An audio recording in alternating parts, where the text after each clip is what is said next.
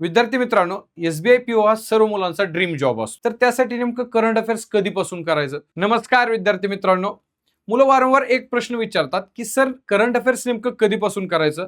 मग ते Telegram message असू द्या, व्हॉट्सअप मेसेज असू द्या किंवा पर्सनल कॉल असू द्या किंवा काउन्सिलिंगला जे मुलं येतात ते नेहमी हाच प्रश्न विचारतात की सर, करंट अफेअर्स नेमकं कधीपासून करायचं? बघा, 2026 मध्ये जर तुम्ही एसबीआय पीओ किंवा एसबीआय क्लर्कला टार्गेट करत असाल तर कधी ना कधी तुमच्या मनात देखील हा प्रश्न आला असेल की सर, ह्या एक्झामिनेशनची तयारी करायची आम्हाला, मेन्सची तयारी खास करून, तर करंट अफेअर्स नेमकं कधीपासून करायचं? तर हा व्हिडिओ तुमच्यासाठी आहे. व्हिडिओ शेवटपर्यंत नक्की पहा, व्हिडिओ युजफुल ठरणार आहे. चॅनलवरती नवीन असाल तर चॅनलला सबस्क्राईब करायला विसरू नका, तसेच व्हिडिओला लाईक देखील करा. आणि माझ्याबद्दल जरासं शॉर्टमध्ये सांगायला गेलं तर ही माझी पूर्ण प्रोफाईल आहे. आयडीबीआय असिस्टंट मॅनेजर असू द्या किंवा आरआरबी क्लर्क असू द्या, ह्यांच्यासारखे मी एक्झाम आहे का क्रॅक केलेल्या आहेत. तुम्ही व्हिडिओ पॉज करून आहे का डिटेलमध्ये माहिती बघू शकता. सर्व मुलांचा ड्रीम जॉब असतो. मग आता एसबीआय पीओला जर तुम्हाला ह्या वर्षी टार्गेट करायचंय तर त्यासाठी नेमकं करंट अफेअर्स कधीपासून करायचं, हा मनात प्रश्न आला असेल, बरोबर? आता बघा, ह्या वर्षी एसबीआय पीओची प्रिलिमिनरी एक्झाम आहे टेंटेटिव्हली ऑगस्टमध्ये, आणि मेन्स एक्झाम कधी आहे रे? सप्टेंबर किंवा ऑक्टोबरच्या स्टार्टिंगला ही एक्झाम होऊन जाईल, मेन्स एक्झाम. मग जर तुम्हाला सप्टेंबर एंड किंवा ऑक्टोबर स्टार्टिंगला जर एसबीआय पीओची एक्झाम असेल आणि त्या एक्झामला टार्गेट करायचं एसबीआय पीओला, तर करंट अफेअर्स कधीपासून करायचंय हे समजून घ्यायचं असेल तर एका लक्षात ठेवा, मागच्या वर्षीचा पेपर पॅटर्न बघावं लागेल तुम्हाला. आणि आता आपण काय केलेलं आहे बघा, मागच्या वर्षी म्हणजेच 13 सप्टेंबर 2025ला एसबीआय पीओची जी एक्झाम झाली होती त्याचा डाटा तुमच्यासमोर काढून आणलेला आहे. आणि आपण हा डाटा आपली जी लक्षवेध बॅच आहे त्या बॅचच्या विद्यार्थ्याकडून घेतलेला आहे.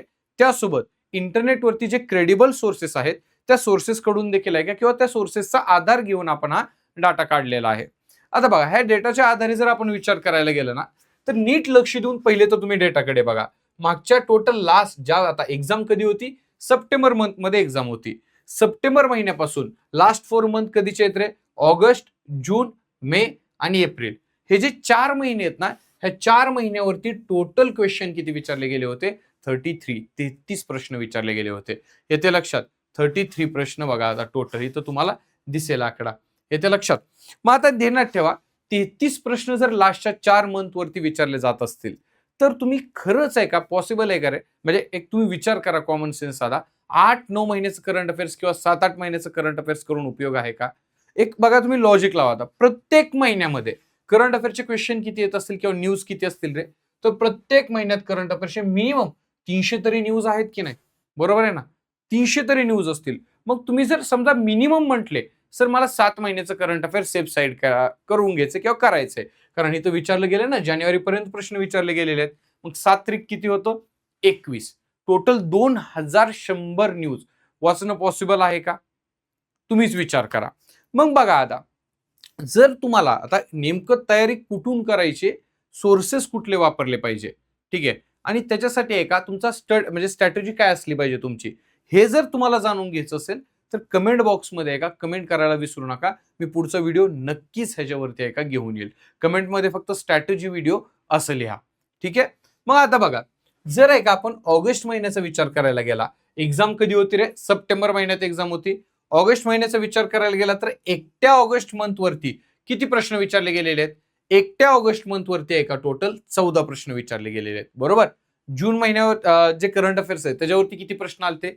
तर जून महिन्यात आहे का 7 प्रश्न विचारले गेलते, मेचे 8 प्रश्न विचारले गेलते आणि एप्रिलचे 4 प्रश्न विचारले गेलते. म्हणजे majority of the question SBI PO जी मागच्या वर्षी एक्झाम झालेले त्या एक्झाम मध्ये लास्ट 4 मंथचे आलेले आहेत. येते लक्षात? आता कट ऑफचा जर तुम्ही विचार करायला गेला आणि त्याच्यामध्ये पडणाऱ्या मार्कांचा जर विचार करायला गेला तर तुम्हाला थोडंच करायचं पण एकदम मजबूत करायचंय. कारण मी विद्यार्थ्यांना कायम म्हणत असतो, लक्षात ठेवा, काय करायचंय ह्याच्यापेक्षा काही नाही करायचं हे तुम्हाला जेवढ्या लवकर समजेल तेवढ्या लवकर तुमची पोस्ट निघणार आहे. येते लक्षात? जर तुमची इच्छा असेल की सर नेमकं कसं करंट अफेअर्स करायचं, आणि सोर्स कुठले वापरायचे मी सांगितले त्याप्रमाणे, तर व्हिडिओच्या शेवटी नक्की कमेंट करा. एसबीआय पीओ नंतर बघा आता विद्यार्थी मित्रांनो, मुलांचा दुसरा ड्रीम जॉब कुठला असतो की बाबा आपल्याला एसबीआय क्लर्क तरी व्हायचंय. कारण की काय, आता आपल्या इकडे बघा बाकीच्या वेगवेगळ्या बँका असतील, त्यांचं नाव गावाकडे माहित नसतं ना माणसांना, बरोबर आहे की नाही? पण एसबीआय म्हणले की एक ब्रँड झालेला आहे. तर सर्वसाधारण मुलांची इच्छा असते की बाबा मला देखील एसबीआय मध्ये जायचंय. तुम्हीच गावाकडे जावा, एखाद्या माणसाला सांगा की सर मी एसबीआय मध्ये, दुसऱ्या एका बँकेचं नाव सांगा. एसबीआय मध्ये लवकर ओळखतात ना लोक, बरोबर आहे. तर मुलांची इच्छा असते की सर एसबीआय क्लर्क तरी आम्हाला कमीत कमी व्हायचंय. मग आता एसबीआय क्लर्कचा जर आपण विचार करायला गेलो, बघा मागच्या वर्षी एसबीआय क्लर्कची एक्झाम कधी झाली रे? 21 नोव्हेंबर 2025 ला एसबीआय क्लर्कची एक्झाम झाली. आणि त्या एसबीआय क्लर्क एक्झामिनेशन मध्ये का लास्ट 6 मंथ वरती टोटल प्रश्न किती विचारले गेले करंट अफेअर्सले? तर टोटल 35 प्रश्न विचारले गेले. मग तिथं तुम्हाला हा मंथ वाईज डेटा दिसेल काय आहे ते, येते लक्षात. मग तुम्ही जरा याचा नीट विचार करा, नेमकं आपलं कुठं चुकतंय ते, येते लक्षात. मग आता बघा ऑक्टोबर महिन्याचे प्रश्न किती विचारले गेले? 3, सप्टेंबरचे 9, ऑगस्टचे 4, जुलैचे 8 प्रश्न विचारले गेले, येते लक्षात. मग हा व्हिडिओ आपण कशासाठी नेमकं बघितलाय रे? अंदाजा यावा ह्यासाठी आपण हा व्हिडिओ बनवलेला आहे.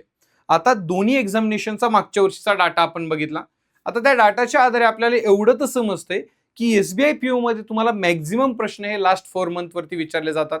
एसबीआय क्लर्कचा जर विचार करायला गेला तर तुम्हाला ते 6 महिने आहे का एक्झामिनेशन ज्या दिवशी आहे त्या किंवा ज्या मंथ मध्ये तो मंथ सोडून मागचे 6 महिने तुम्हाला आहे का करंट अफेअर्स वाचावं लागेल. एवढं तर आपल्याला समजलं. आता ह्याच्या व्यतिरिक्त तुम्हाला डिटेलमध्ये एक स्ट्रॅटेजी व्हिडिओ पाहिजे असेल तर नक्की कमेंट बॉक्समध्ये कमेंट करायला विसरू नका. पुन्हा एकदा चॅनलला नवीन असेल तर चॅनल सबस्क्राईब देखील करा.